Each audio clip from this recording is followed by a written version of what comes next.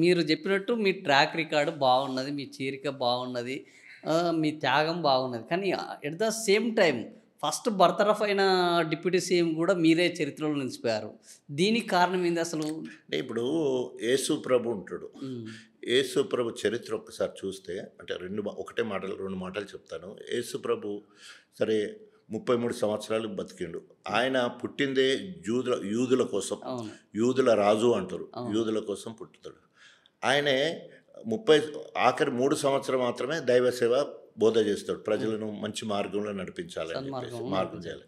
So, ఆఖరికి ఆ యూదులే యేసు ప్రభువుకు సిలువ సిలువ వేయాలి, వేశారు. సిలువ వేయాలని చెప్పేసి బరబ్బా అని ఒక నరహంతకుడిని మా కడియం శ్రేయస్ ఉంటాడు అనుకోరాదు. బరబ్బా లాంటి ఆడిని ఆయన్నేమో విడుదల చేయాలి, ఆ! యేసు ప్రభుకు సిలువ వేయాలంటాడు. సిలువ అతి భయంకరమైన మరణం ఆ రోజులలో. హ్మ్. సో, సిలువ వేయాలని యేసు ప్రభుకు అంటారు.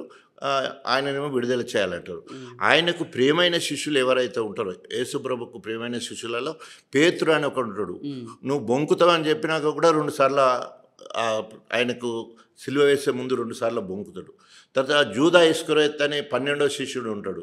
ఆయన ముద్దు పెట్టి యేసు ప్రభును సైనికులకు అప్పచెప్తాడు. హ్మ్. తర్వాత ఇట్లా చాలామంది ఇంకో శిష్యుడు ఏం చేస్తాడంటే మొత్తం ఆయన బతికిండంటే మేము నమ్మం. ఆయన పక్కలో గాయం ఉంటుంది. ఆ గాయంలో నేలు పెడితే మాత్రమే నమ్ముతా అని చెప్పేసి తోమా అనే ఇంకో శిష్యుడు ఉంటాడు. హ్మ్. ఆయన అంటే మనకు దగ్గరున్న వాళ్ళు కూడా ఒక్కొక్కసారి అట్లా శత్రువులాగా ప్రవహించే పరిస్థితి. హ్మ్. ఎవరి రక్షణ కోసం అయితే మనం వచ్చినామో వాళ్ళే సిలువ వేయాలని చెప్పే పరిస్థితి. హ్మ్. అలాంటి దేవాతి దేవుడికే తగ్గలేదు.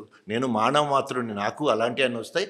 అయినా కూడా వాటన్నిటిని తట్టుకొని జరిగిన అవమానాలు కావచ్చు, లేకపోతే అవ్వనిందలు కావచ్చు, వాటి గురించి ఆలోచించి విశ్లేషణ చేసుకొని వాటి మీద అప్పర్ హ్యాండ్ సాధించడానికి అనేక రకాలుగా బాధలను అనుభవించి వాటి నుండి తేరుకొని మళ్ళీ కడిగిన ముత్యంలా రావడం, బంగారాన్ని బాగా కాలబెడితే ఎట్లయితే మేలిమి వస్తుందో తప్పకుండా ఇవాళ మేలిమి బంగారంలో మిగిలిపోయినా తప్పకుండా ప్రజలలో మంచి గుర్తింపు ఉన్నది. ఇప్పుడు